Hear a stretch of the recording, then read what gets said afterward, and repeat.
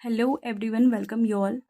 सो अभी हमारा currently chapter चल रहा था, that is the respiration in plants, botany section, class 11th की। और उसमें रेस्पिरेशन इन प्लांट जो है ऑलरेडी वो चैप्टर हो चुका है, तो आप उसको जा करके देख सकते हैं। और हर एक चैप्टर की फिनिश होने के बाद जो है नीट की PYQs मैं लाती हूँ। तो आज की क्लास जो है नीट की PYQs के ऊपर बेस्ड है। टोटल 20 क्वेश्चंस जो है, जो कि मोस्ट इम्पॉर्टेंट PYQs हैं नीट की, वो मैं लाई हूँ इस चैप्टर की। तो आप जो है मेरे साथ इसको सॉल्व करिए, आपकी स्पीड एंड एक्यूरेसी दोनों ही बढ़ेगी। ठीक है, तो इसमें सबसे पहला क्वेश्चन जो है वो दे रखा है, that is the match the list 1 and the list 2।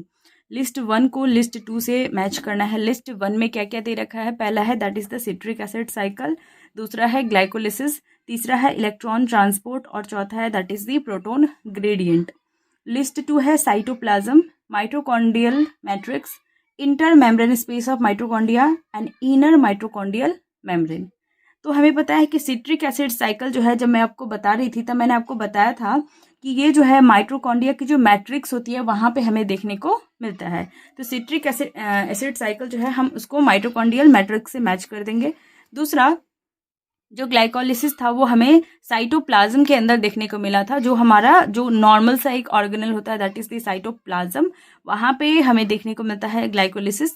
तो इसको हम ग्लाइकोलिसिस से इसको साइटोप्लाज्म से मैच कर देंगे। उसके बाद सी है हमारा इलेक्ट्रॉन ट्रांसपोर्ट। इलेक्ट्रॉन जो है वो कहाँ पे ट्रांसपोर्ट होता है? तो इलेक्ट्रॉन जो है वो ट्रांसपोर्ट होता है इनर माइटोकॉन्ड्रिया की जो मेम्ब्रेन है वहाँ पे। और प्रोटॉन की जो ग्रेडियंट होती है वो हमें देखने को मिलता है inter membrane space of the mitochondria. तो जब मैं आपको इलेक्ट्रॉन ट्रांसपोर्ट सिस्टम जो है वो पढ़ा रही थी, तब मैंने आपको बताया था कि जो प्रोटॉन जो होता है वो इंटर मेम्ब्रेन स्पेस जो होता है माइटोकॉन्ड्रिया का, वहाँ पे ट्रांसपोर्ट होता है। और बाकी जो इलेक्ट्रॉन होता है वो क्या होता है? मूव करता रहता है। बाद में जो है कॉम्प्लेक्स 5 के बाद हमें वहाँ पे प्रोटॉन पंप से वहाँ पे हमें देखने को मिलता है, इलेक्ट्रॉन देखने को मिलता है बेसिकली। वहाँ पे जो प्रोटॉन ग्रेडियंट होता है वो कहाँ पे एक्यूमुलेट होगा? इंटर मेम्ब्रेन स्पेस जो था माइटोकॉन्ड्रिया का, वहाँ पे हमें देखने को मिलेगा। दूसरा हमारा क्वेश्चन है that is identify the step in TCA cycle, यानी कि try carboxylic acid cycle which does not involve oxidation of substrate. तो टीसीए साइकिल में कहाँ पे सबस्ट्रेट की ऑक्सीडेशन नहीं होगी? तो हम ऑप्शन देख लेते हैं। सबसे पहला ऑप्शन है हमारा that is the succinyl coenzyme A से जो सक्सिनिक एसिड बनता है वहाँ पे, या आइसोसिट्रेट से अल्फा कीटोग्लूटारिक एसिड बनता है वहाँ पे, या मैलिक एसिड जब ऑक्सैलो एसिटिक एसिड बनाता है तब, या सक्सिनिक एसिड जब मैलिक एसिड बनता है तब।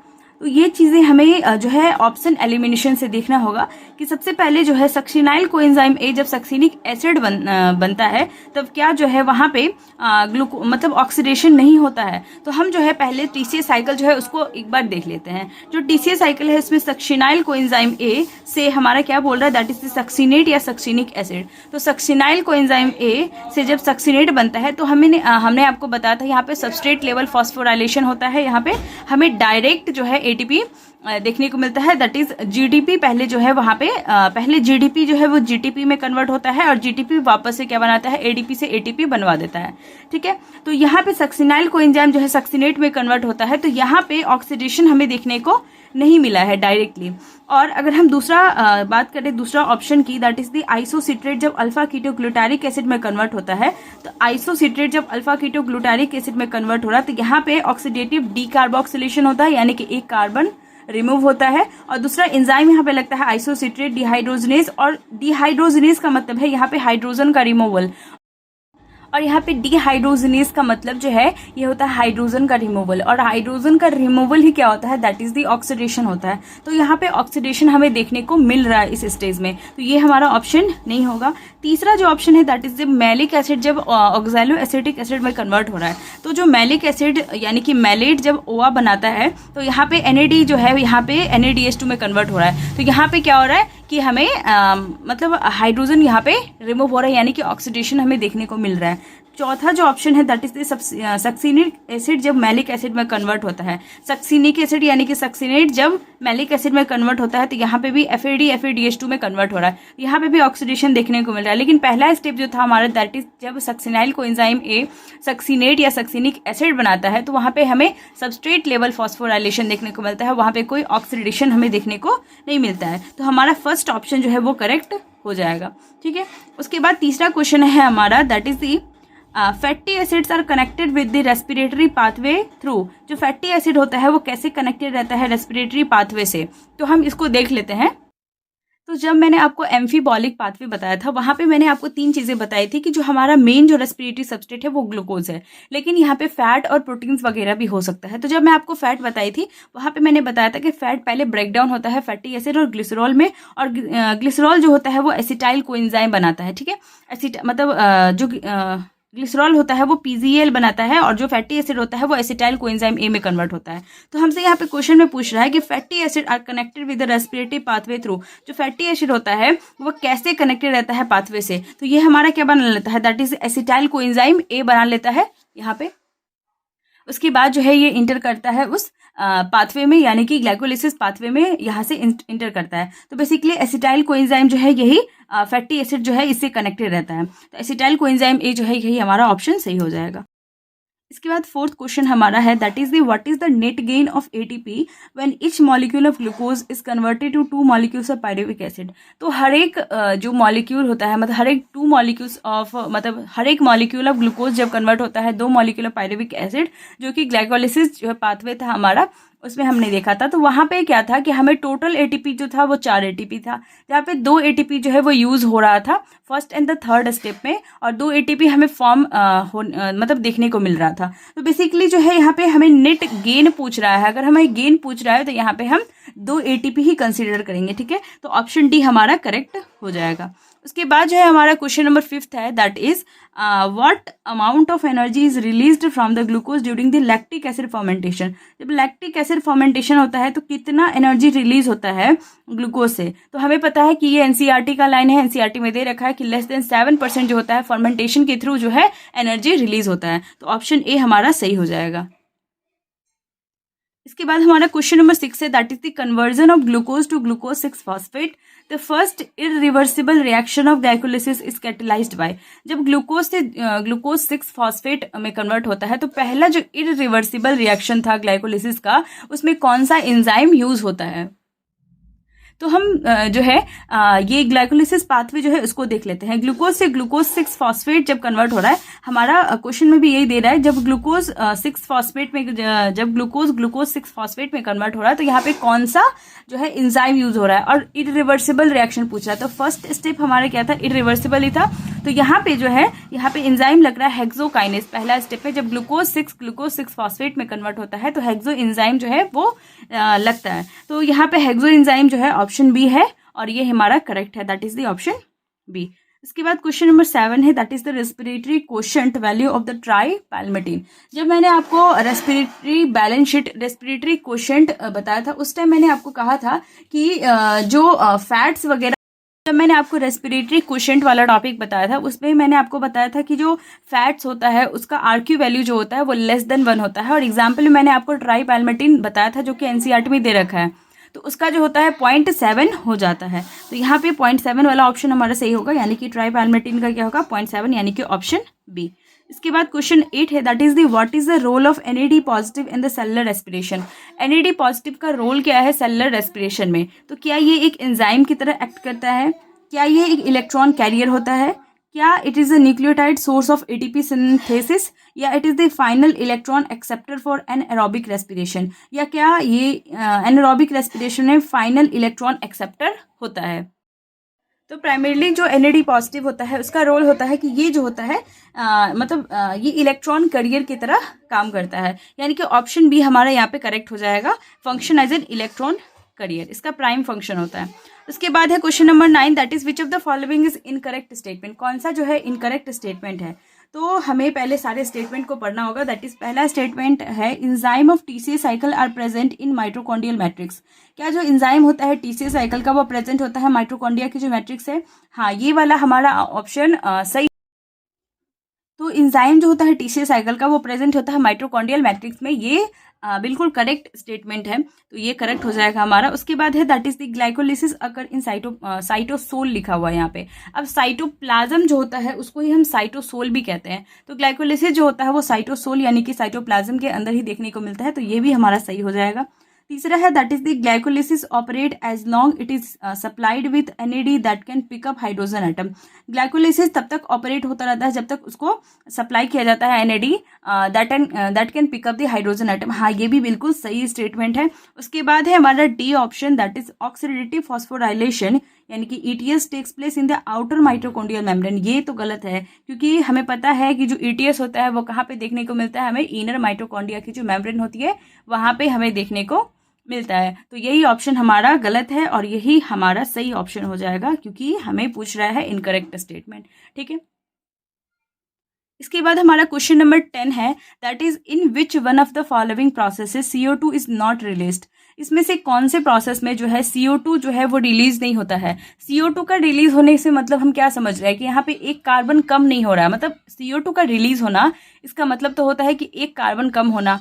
अब हम देख लेते हैं कि हमारा लैक्टेट फर्मेंटेशन था, यहाँ पे बेसिकली कोई भी लैक्टेट डिहाइड्रोजनेज एंजाइम लग रहा था लेकिन यहाँ पे कोई सा भी कार्बन डाइऑक्साइड रिलीज नहीं हो रहा था।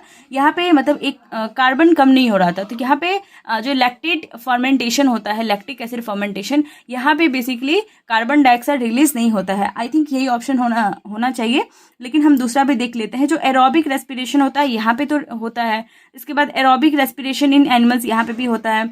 अल्कोहलिक फर्मेंटेशन यहाँ पे तो देखने को ही मिला था हमें, 2 एंजाइम लगता है अलग अलग। तो लैक्टेट जो फर्मेंटेशन होता है यानी कि लैक्टिक एसिड फर्मेंटेशन, यहाँ पे ही CO2 जो है वो रिलीज नहीं होता है। दूसरा हमारा है that is 11 number question, which of the following conversion involve ATP synthesis during glycolysis. जब ग्लाइकोलिसिस होती है उस दौरान कौन सा कन्वर्जन जो है ये इन्वॉल्व करता है ATP की सिंथेसिस ड्यूरिंग द ग्लाइकोलिसिस। तो पहला है दैट इज जब पेप जो है पायरुविक एसिड में कन्वर्ट होता है तब, या फ्रुक्टोज 6 फॉस्फेट से फ्रुक्टोज 1,6 बिसफॉस्फेट कन्वर्ट होता है तब, या 1,3 BPGA सब जब 3 PG में कन्वर्ट होता है तब, या फोर्थ ऑप्शन है दैट इज बोथ 1 and 3। तो हम देख लेते हैं हमारा प्रोसेस में है, पहला है दैट इज द पेप जब पायरुविक एसिड में कन्वर्ट होता है। तो हम देख लेते हैं पेप कहाँ पे है। फॉस्फोइनोल पायरुवेट जो है जब पायरुविक एसिड में कन्वर्ट होता है तो यहाँ पे क्या होता है, ATP फॉर्म हो रहा है। हमारा ये वाला स्टेप जो है यहाँ पे ATP बन रहा है। तो हमसे पूछ क्या रहा है दैट इज इन्वॉल्व ATP की सिंथेसिस ड्यूरिंग ग्लाइकोलिसिस, कहाँ पे ATP सिंथेसाइज हो रहा है। तो जब पायरुविक एसिड में कन्वर्ट होता है, हाँ यहाँ पे ATP बन रहा है। जब फ्रुक्टोज 6 फॉस्फेट फ्रुक्टोज 1,6 बिसफॉस्फेट में, अब देखो यहाँ पे इस स्टेप में मैंने आपको बताया था 2 स्टेप में ATP यूज होता है। फर्स्ट एंड द थर्ड जो स्टेप था वहाँ पे ATP बेसिकली यूज होगा, यानी कि हेक्सोकाइनेज वाला में और PFK जहाँ पे लग रहा है यहाँ पे, तो ये दोनों जगह जो है ATP यूज होगा, तो यहाँ पे नहीं होगा। तो और दूसरा ऑप्शन हमारा क्या है वो भी देख लेते हैं, दैट इज 1,3 BPGA जो है जब 3 PGA में कन्वर्ट होता है। तो 1,3 BPGA जो है जब 3 PGA में कन्वर्ट होता है यहाँ पे भी ATP बन रहा है। तो बेसिकली यहाँ पे भी बन रहा है, यहाँ पे भी बन रहा है, सिर्फ वहाँ पे यूज हो रहा है। तो हम देख लेते हैं यहाँ पे option, which of the following conversion involve ATP synthesis during glycolysis. तो हमारा इसमें भी बन रहा है और इसमें भी बन रहा है, तो हमारा ऑप्शन डी हो जाएगा क्योंकि दोनों जगह ही क्या हो रहा है, बन रहा है, और यहाँ पे क्या हो रहा है, यूज हो रहा है। ठीक है, इसके बाद जो है हमारा क्वेश्चन नंबर 12 है that is in the production of ethanol. जब इथेनॉल की प्रोडक्शन होती है उस दौरान pyruvic acid is first converted to acetaldehyde by the enzyme. जब पायरुविक एसिड पहले जो है कन्वर्ट होता है एसीटल्डिहाइड में, तो कौन सा एंजाइम वहां पे यूज होता है। तो बेसिकली जब पायरुविक एसिड एक 3 कार्बन का कंपाउंड है, वो एक एसीटल्डिहाइड वो भी एक 3 कार्बन के कंपाउंड में जब कन्वर्ट होता है तो एंजाइम लगता है that is the pyruvate decarboxylase. उसके बाद एसीटल्डिहाइड जो है वो वहां से एक कार्बन डाइऑक्साइड रिमूव होता है और वो कन्वर्ट हो जाता है इथेनॉल में। तो हमसे पूछ रहा है जब pyruvic acid is first converted to acetaldehyde, मतलब जब एसीटल्डिहाइड में ही कन्वर्ट हो रहा है तो यहाँ पे एंजाइम कौन सा लग रहा है, यानी कि पायरुवेट डीकार्बोक्सिलेज हम ढूंढ लेते हैं कहाँ पे है। अल्कोहल डिहाइड्रेज नहीं होगा, पायरुविक एसिड डिहाइड्रोजनेज नहीं होगा, डिहाइड्रोजनेज नहीं होता है, डी कार्बोक्सिलेज होता है। तो डी कार्बोक्सिलेज वाला ऑप्शन हमारा डी है, यानी कि यही हमारा सही हो जाएगा। इसके बाद है that is question number 13, yeast poison themselves to death when alcohol concentration reaches to alcoholic fermentation. तो इसका जो है ये भी हमारा एनसीईआरटी में दे रखा है, एक बार लेस देन 7% वाला यीस्ट पॉइजन टू डेथ, और यहाँ पे yeast poison themselves to death when the alcohol concentration. अब यहाँ पे अल्कोहल की कंसंट्रेशन पूछ रहा है कि कितनी होता है, मतलब रीचेस टू अल्कोहलिक फॉर्मेशन जब 13% जो होता है, जब उसकी कंसंट्रेशन पहुंच जाती है तो यीस्ट जो होता है वो मर जाता है। तो यहाँ पे यही दे रखा है हमारा ऑप्शन सी, ये करेक्ट हो जाएगा हमारा। इसके बाद क्वेश्चन नंबर 14 है pyruvic acid is reduced into lactic acid by. जब पायरुविक एसिड जो है जब वो लैक्टिक एसिड में कन्वर्ट होता है तो कौन सा एंजाइम लगता है। हमने अभी अभी आपको बताया था कि यहाँ पे जो एंजाइम लगता है वो होता है लैक्टेट डिहाइड्रोजनेज। तो लैक्टेट डिहाइड्रोजनेज एंजाइम यहाँ पे हम देख लेते हैं। ऑक्सीजन है, पायरुविक एसिड डिकार्बोक्सिलेज है, नहीं होगा। एल्कोहल डिहाइड्रोजनेज भी नहीं होगा, और लैक्टेट डिहाइड्रोजनेज, हाँ यही ऑप्शन हमारा सही हो जाएगा। इसके बाद जो है हमारा क्वेश्चन नंबर 15 है acceptor of acetyl coenzyme A in Krebs cycle. जब क्रेब्स साइकिल चलता है यानी कि टीसीए साइकिल चलता है तो यहाँ पे जो एक्सेप्टर होता है एसिटाइल कोएंजाइम का वो क्या होता है। बेसिकली यहाँ पे जो है एक 4 कार्बन का कंपाउंड होता है, मतलब एसिटाइल कोएंजाइम एक 2 कार्बन का कंपाउंड है, और यहाँ पे एक 4 कार्बन का कंपाउंड आता है जिसको हम कहते हैं ऑक्सैलो एसिटिक एसिड या फिर OA। उसके साथ मिलकर के यहाँ पे सिट्रिक एसिड 6 कार्बन का कंपाउंड पहला तैयार होता है। पहला कंपाउंड जो होता है वो सिट्रिक एसिड होता है जो कि 6 कार्बन का कंपाउंड होता है। तो बेसिकली यही हमारा सही हो जाएगा, यानी कि ऑप्शन डी हमारा यहाँ पे करेक्ट होगा, ऑक्सैलो एसिटिक एसिड। इसके बाद जो है 16 नंबर क्वेश्चन है how many NADH2 are produced per glucose molecule in the Krebs cycle. Krebs cycle में कितने NADH2 जो है वो प्रोड्यूस होता है पर ग्लूकोज मॉलिक्यूल। हर एक ग्लूकोज मॉलिक्यूल के लिए कितनी क्रेब्स साइकिल चलेगा। देखो यहाँ पे क्या होता है कि बेसिकली हमें क्वेश्चन जो है क्वेश्चन नंबर दैट इज 16 के अंदर तो कितने NADH2 जो होता है वो प्रोड्यूस होता है पर ग्लूकोज पूछ रहा है।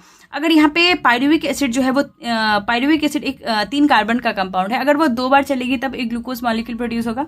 तो ये सिट्रिक एसिड साइकिल जो है अगर 2 बार चलती है तब जाके एक ग्लूकोज मॉलिक्यूल बनता है, यानी कि टोटल जो है NADH2 जो है उस दौरान लगता है हमें 3 NADH2 लगता है। लेकिन अगर 2 बार चलना है, मतलब एक क्रेब्स साइकिल की बात कर रहा है, तो यहाँ पे 3 NADH2 लग रहा है। अभी ये 2 बार चलेगा तब जाके एक ग्लूकोज मॉलिक्यूल बनेगा।